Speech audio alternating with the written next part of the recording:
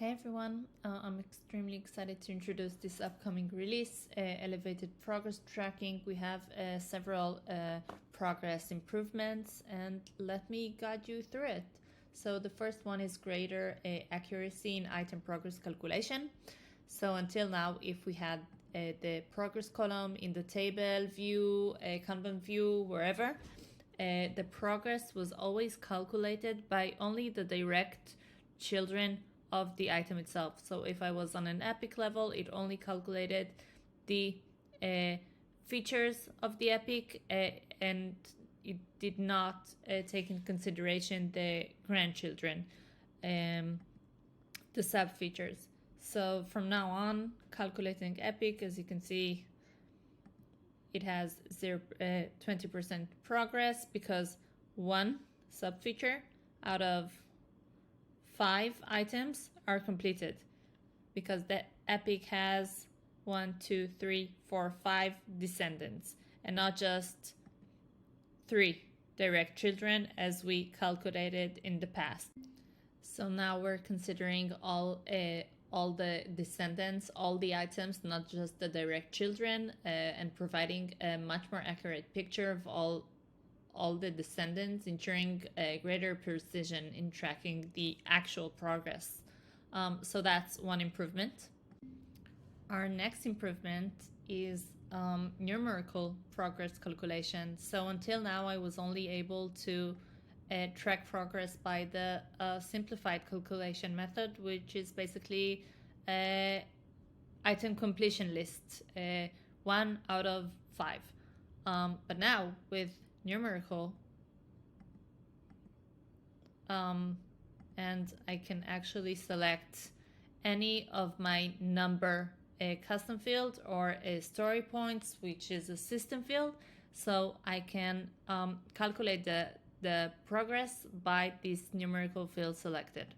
So I'll show you an example. So I have feature 1 and it has 2 sub features. So let's say I have, this one is 5 and this one is 2 story points. And I finished the one with the 2 story points. So looking at the feature, I have 2 out of 7 story points because 5 plus 2 is the total 7, and 2 is completed according to the status of the item. And let's say this feature is also 7, and this is also 7, and this one is also completed. So I can now see that this feature is 29% completed according to its children's story points. And if I'm looking at the epic, it's 9 out of 21 story points completed, because I have this feature which is 7 and I have another sub feature which is 2. So 9 out of 21 story points. I can obviously calculate it by another number field, for this example, impact. So let's select impact and you can see the calculation changed. Let's add different numbers. So 5 and 1 and 1 and 2. This is the impact. So I have 3 out of 9 impact completed. So in the view settings, simply select a numerical calculation method and which number field you want to track the progress by, and there you have it. You can do it in all sorts of views. So you can do it in Kanban view, in streamlined view. You simply have to open the view settings and decide if you want the item progress to be calculated by the simplified or the numerical method. You can see the percentage change according to the calculation and by which numerical field you want it to be calculated by. So obviously this method of calculation is much more accurate because unlike the item count calculation, In this case, we're with the simplified, we're simply saying we have 3 epics and 1 or 2 of them are completed. But when using a numerical field, you can basically give different weights to each item. So this one is 30, this one is 10, and this one is 50. And the progress would be according to the item's weight. Because not all epics, not all items were born equally. So it's a much more accurate measurement.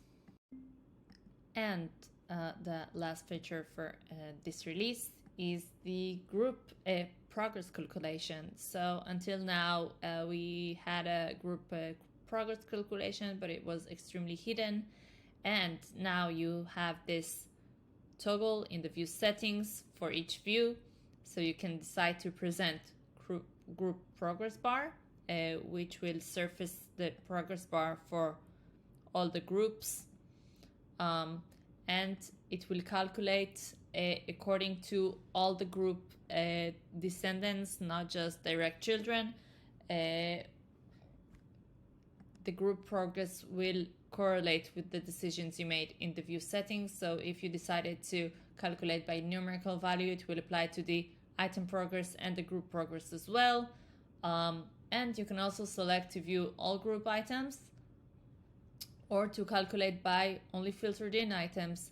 So if I'm excluding a specific hierarchy or a specific status or quarter, it will adjust the calculation accordingly when selecting to view only filtered in items or all group items, which will present the calculation for the group regardless of what's presented in the view.